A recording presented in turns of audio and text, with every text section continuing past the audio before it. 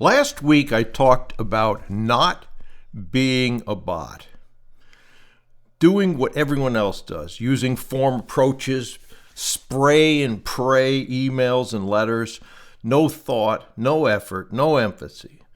Today, I want to follow up with something very practical. What actually makes a good letter?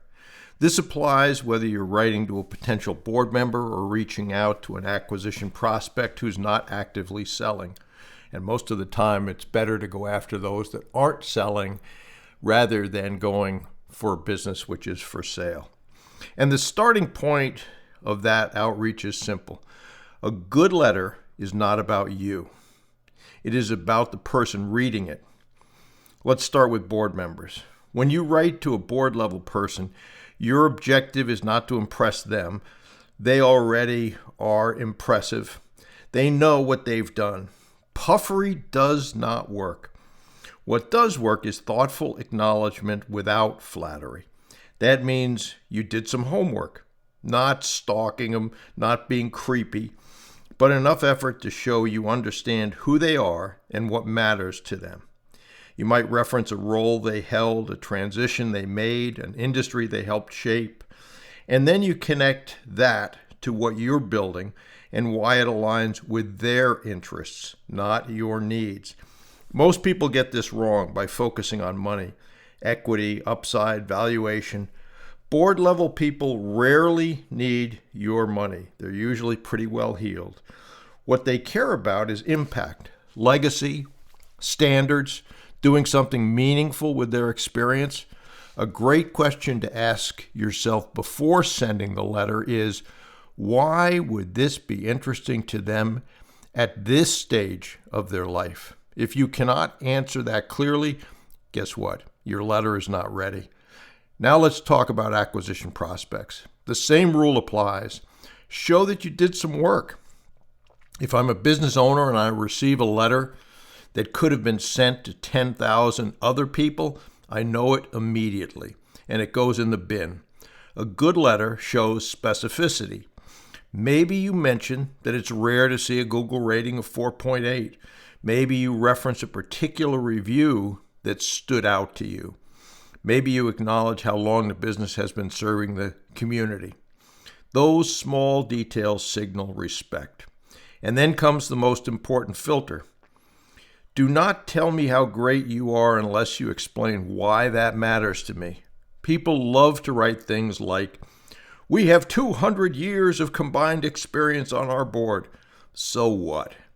Why does that make my life better? Why does that make my customers better? Why does that protect my employees? Why does that preserve what I built? If you cannot translate your credentials into benefits for the reader, leave them out. When you set up a conversation, always have an exact desired outcome.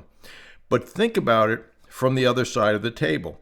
Ask yourself, if I received this letter, how would I react? Would I feel respected? Would I feel understood? Would I feel curious enough to respond? And finally, the guiding principle behind all good communication, what is in it for them? Not what they can do for you, not how valuable they would be to your project. Why should they care? Why should they give you their time? Why should they engage? When you write letters this way, you stop being a bot. You become a thoughtful business acquirer and human being who stands out in a sea of noise. And that is what opens doors. Yesterday in the Empire Group coaching, I had a question from a mentee, and he said, "I got your sales summit, and I thought that maybe I should have gotten the Acquisition Advantage Bootcamp recordings." And I said, I think that you should have gotten the sales summit. And guess what? I also think you should get the Acquisition Advantage Bootcamp. Now, obviously, there's some self-interest in them purchasing both those courses.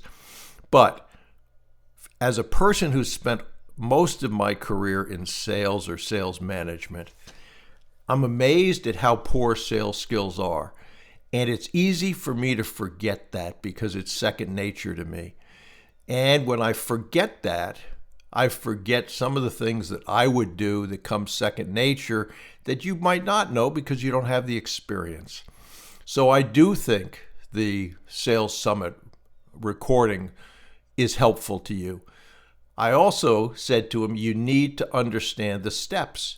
And to do that, the Acquisition Advantage Bootcamp, I would highly recommend. So if you are struggling with understanding the steps, if you're struggling with sales, how to handle objections, how to be a better listener, that Sales Summit is a good course to go through. Just go to brucewhipple.com and you'll see those details. And lastly, if you have an interest in joining the group coaching that I just mentioned this person was in, certainly, again, take a look at that on the website and see what's there. And if it helps you, we are adding people to that as well. So hope that all helps, but think about writing emails, letters, communications from the standpoint of the recipient, not what's in it for you, and you will separate yourself from 99% of the people contacting these businesses and people.